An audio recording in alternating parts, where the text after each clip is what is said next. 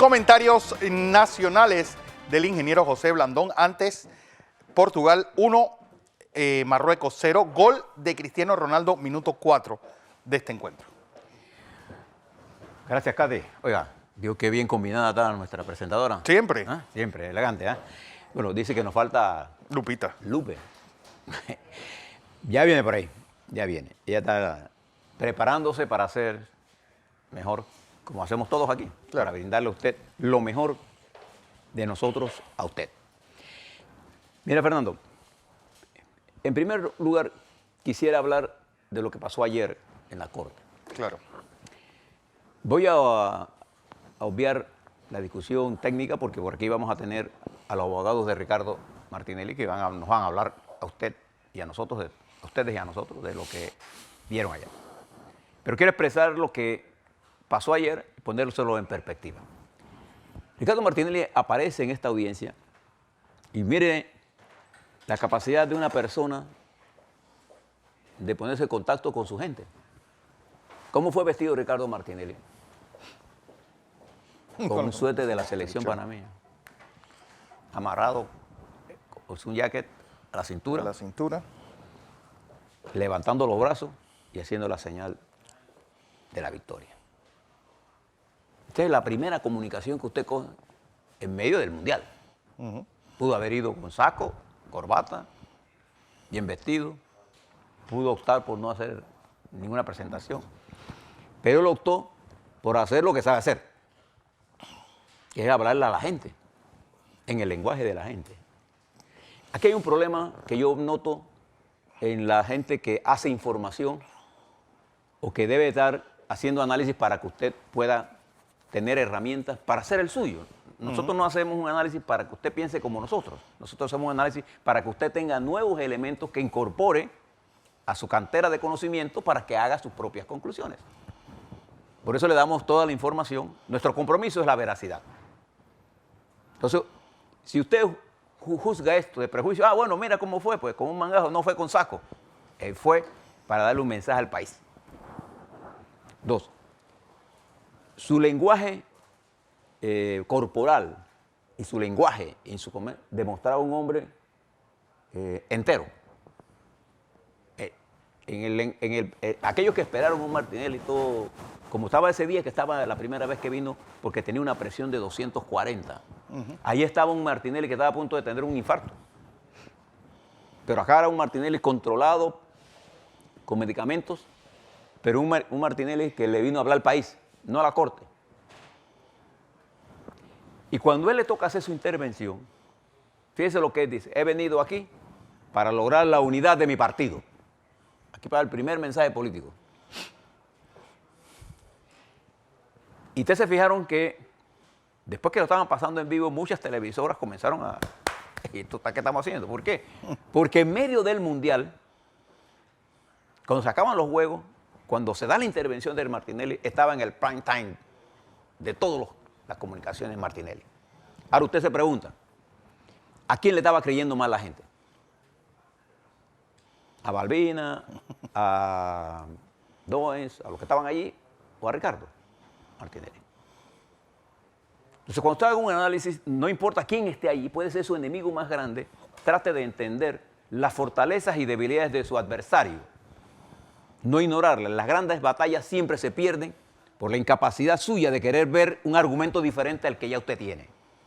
Se requiere mucha inteligencia emocional, no inteligencia intelectual, abstracta, emocional, para poder permitir que otro pensamiento, que es diferente al mío, yo lo incorpore como parte de mi análisis. Eso es lo que es la objetividad. Entonces, muchos de los análisis que usted ve por ahí son de que, bueno, el loco está preso. Hay preso y hay preso. Entonces ahora ellos se han dado cuenta que la exposición de Martinelli a los medios de comunicación lo ha convertido en la figura más importante de Panamá, a replanteárselo, a competir con el Mundial. Y mira que eso es bien difícil. Ahora mismo la gente que está viendo mundiales y nos está poniendo a nosotros, pero está mirando el Mundial porque cuando la gente tiene un tema más importante en su mente, tiene otras preocupaciones. Y Ricardo habló, Martinelli, en el momento en que no había mundial. Y hoy todas las noticias giran en torno a esto. Entonces, ¿en qué momento? En el momento en que The Economist publica un análisis de inteligencia que yo lo leí completo, Fernando me lo envió. Claro, el análisis en sí mismo tiene una serie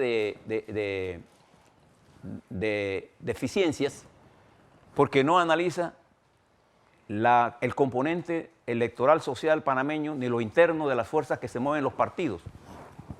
Pero en términos generales, hace un análisis estructural de lo que está ocurriendo, de la popularidad baja del presidente, y habla de Martinelli como un factor importante en la política nacional, como efectivamente es. Habla de desde el punto de vista de ellos, de que es muy difícil para el gobierno de Varela repetir como gobierno, pero no es imposible, no lo descarta tampoco. Habla de que el PRD y el Cambio Democrático tendrían las primeras opciones, pero fíjese lo que plantea el análisis.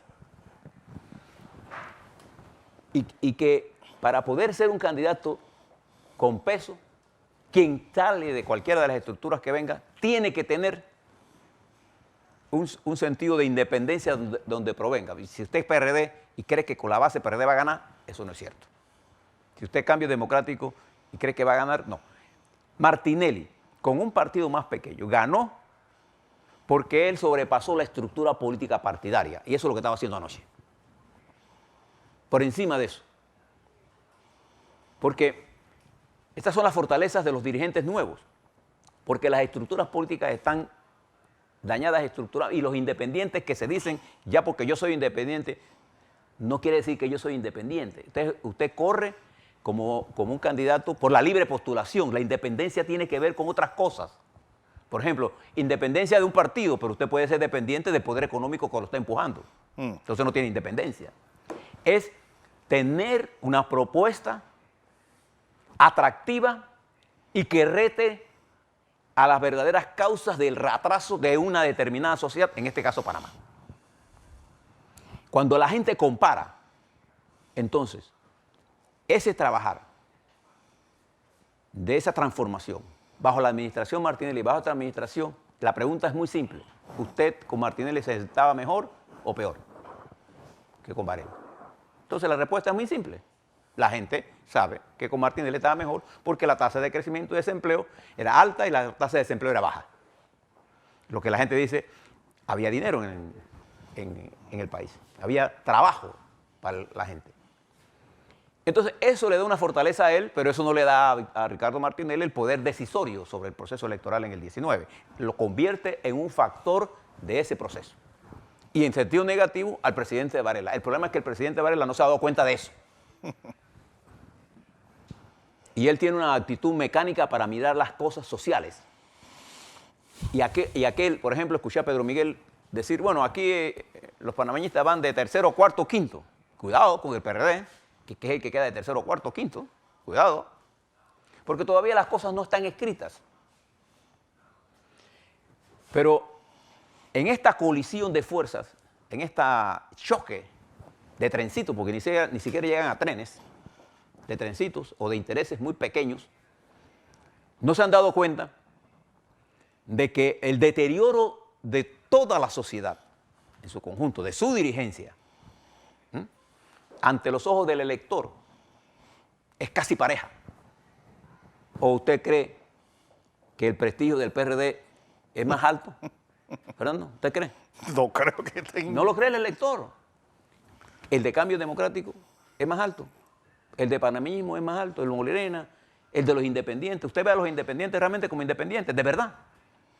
No. Usted no ve a nadie que sepa interpretar hasta este momento los intereses de la nación. ¿Y por qué no lo ve? Porque hay guerras y ruidos que impiden que eso se dé. Y vamos rumbo al 1 de julio. ¿Cuántos días faltan para el 1 de julio? 10. 10 días. Yo les decía ayer que se está montando toda una ofensiva para los próximos días contra la Asamblea Nacional porque la idea para poder que el gobierno, no el gobierno, el presidente ahora tenga un nivel de control de la Asamblea que lo ha perdido, tendría que romper, tendría que comprar a un grupo plural de diputados, cosa que hasta hoy no ha sucedido. Y dudo que pueda hacer. No lo descarto. Y si no lo logra, tendría que hacer acuerdos. Pero no veo el camino de los acuerdos. Veo el camino de la desconfianza mutua. Lo que es normal. Cuando uno engaña, es muy difícil que yo vuelva a creer en quien me engañó. Entonces aquí tienen que ponerse de acuerdo y dejar los engaños a un lado y jugar el acuerdo como es, respetarlo. ¿Cuál es un factor importante en estos acuerdos? La posición de Ricardo Martinelli es una, la posición de Varela es otra. Si Varela no quiere acuerdo, no hay acuerdo. Bueno, de hecho, ya no ha habido acuerdo antes porque él no quiere acuerdo.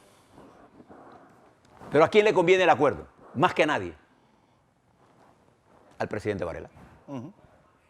Pero si le conviene a él, que es el que está gestionando el Estado, le conviene a la nación.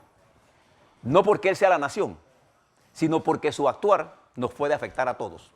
O su no actuar, en sentido positivo o en sentido negativo. Entonces, cuando usted mira el informe de inteligencia de The Economist, póngale análisis usted a esto, porque ahí le falta el conocimiento que tuvieron los que prepararon esto para entender la dinámica social en el país, la fracturación interna en los colectivos políticos, la fracturación interna que hay en la lucha por el poder económico, que se está disputando el control absoluto del poder político, que fue desplazado en el 68, cuando Omar Torrijos asume la conducción del país prácticamente ya en los 70, después del golpe del 69, cuando la Guardia Nacional se hace homogénea frente a su liderazgo. El poder tradicional económico no tenía el poder político pasó a una coalición de centro-izquierda. Por eso se pudo hacer lo que se hizo. Ahora los partidos están dominados por el poder económico y hay una lucha abierta por el poder económico. Usted lo ve, por ejemplo, esas luchas usted las ve en el sector, por ejemplo, eléctrico. Ahí hay un proyecto de termoeléctrica que han paralizado para favorecer a otro grupo. Para favorecer al grupo. Sin medir los costos que ha tenido para usted como usuario que la planta de NG Power no hubiera entrado en línea, porque si hubiera entrado en línea ya usted tuviera la luz más barata hoy. Y yo reto a cualquiera de los señores del sector eléctrico a que hagamos un debate sobre eso. Pero volviendo al tema político, fíjese lo complejo de esto. El PRD, para poder tener opción, está dejando una serie de gentes, de cupos, para poder llegar a acuerdos con Cambio Democrático o con quien quiera que sea. Igual Cambio Democrático haría lo mismo. Entonces, aquí viene la primera racionalidad. Lo que el país necesita en este momento es un dirigente, un hombre o una mujer, que tenga la capacidad de unir las fuerzas políticas frente a un conjunto de cosas que hay que hacer. Es decir, un objetivo estratégico frente a un mundo globalizado que se rompe en mil pedazos y que abre opciones, particularmente a un país como Panamá, que ha desarrollado una infraestructura de servicios de incalculable valor económico y financiero, pero que cometió el error, las fuerzas progresistas que lograron eso, de no poner gente con visión estratégica en la conducción de esos proyectos. Hoy, por ejemplo, la Autoridad del Canal de Panamá está dirigida por gente que está al margen de la sociedad nuestra. Eso fue un error político de las fuerzas de liberación nacional que lograron la descolonización de eso. Ahí hay un emporio importante, sí, pero sigue siendo, en esencia ideológica, una colonia dentro de otra nación. Entonces, esta compleja situación política, es en ellas en la que usted ve, nada de estos análisis usted lo ve en el The Economist porque ellos no están hechos, ellos hacen análisis bajo el concepto del estructuralismo de los números. Entonces no tienen una concepción dialéctica de entender las sociedades, por eso se equivocan. No es la primera vez que un análisis de inteligencia se equivoque.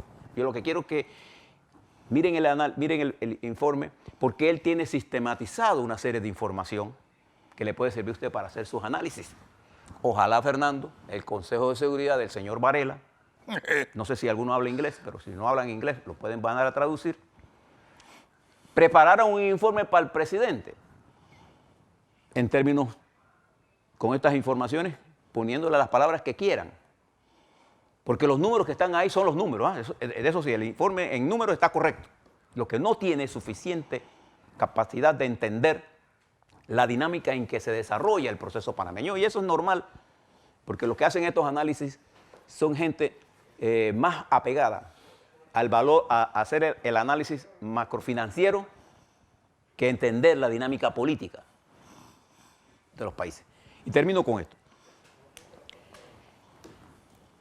A 10 días de una fecha clave, no porque vaya a cambiar, sino fecha clave porque ya ahí se cumple varias cosas. Primero, varios ministros van a dejar la cartera y el presidente tendrá que llenar esas vacantes.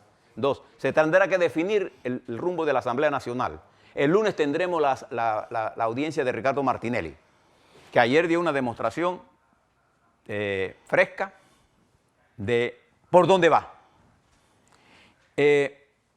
Tenemos el arranque de la campaña de cambio democrático, el arranque de la campaña interna de cambio democrático. El 26. El 26, precisamente. Comienza los 45 días rumbo a la primaria de ese partido. Y comienza la decisión histórica si vamos a nosotros a resolver los problemas que están pendientes de cara a las peticiones que el mundo, ese revuelto que está allá afuera, nos está pidiendo. Pero todo eso está ocurriendo en una sociedad altamente fragmentada, con un sector agropecuario golpeado. Mañana hay una protesta, ahí en Divisa.